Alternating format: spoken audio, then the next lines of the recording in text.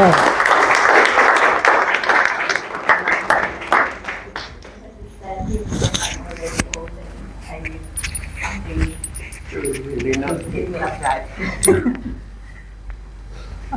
put your mic. Oh, this might be the start of me getting famous. I had always dreamed, and this is the start. Anyway, for all of you that doesn't know me, I'm Imelda Edwards. I was born in the Philippines, I think 70 years ago. And I had a very wonderful life, although it has been challenging since the day that I was born, because I was born out of wedlock. And on those days, girls that fall pregnant are unwanted. No one wants to know even their families. So I am grateful that God was with my mother because I'm here. And I also believe that I'm here standing in front of you all because I have been given an assignment to share what God wants people to know about hard life, surviving, and still being kind to everybody. And through all those experiences, that's how you learn how to not judge, being open to anybody who has their own problem. Because with my adventure, I never wanted to come to Australia.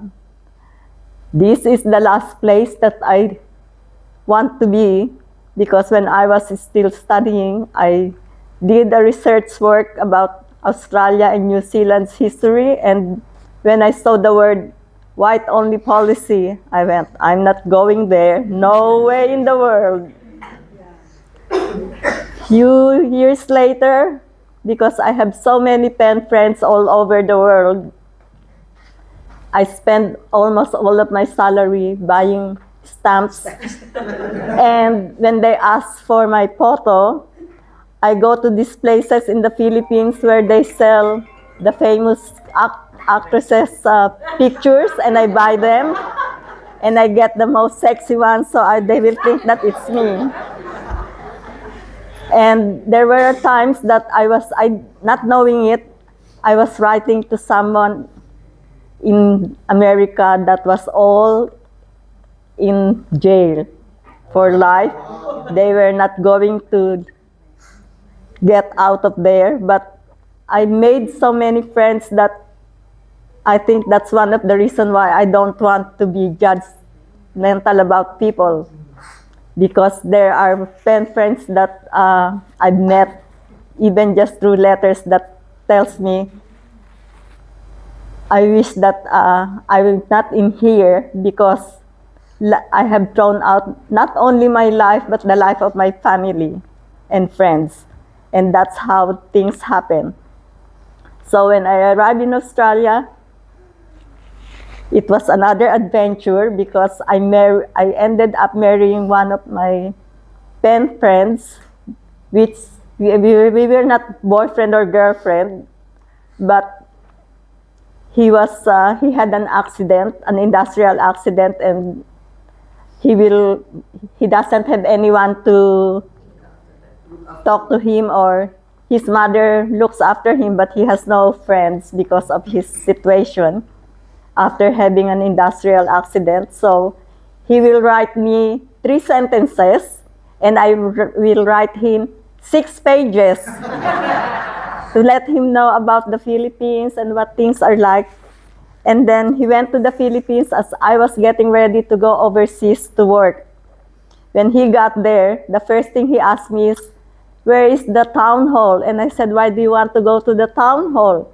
He said, that's where we had to get the marriage certificate. Is that the marriage license? Who are you going to marry? And he said, you. Huh? So, but that's how life happens. No matter how much you plan it, if it's God's will, there's nothing you can do about it. So I learned how to go with the flow. I learned how to say, God, at the first time, I did not say, God, I accept. I said, God, I don't like what you're doing to me, but if this is what you want, maybe you can help him, not me. There's nothing wrong with me. So it kept going. I went through all those because he has a mental illness, I have to go through all those things, and having the word schizophrenia, the first thing I said to him was, you're going to kill me, because if that's your diagnosis, because I'd watch movies. That's what they do. But then again, these days I still find myself lucky that I have met this person, because we had a wonderful daughter, and I have 3 beautiful grandchildren, and a very nice son-in-law.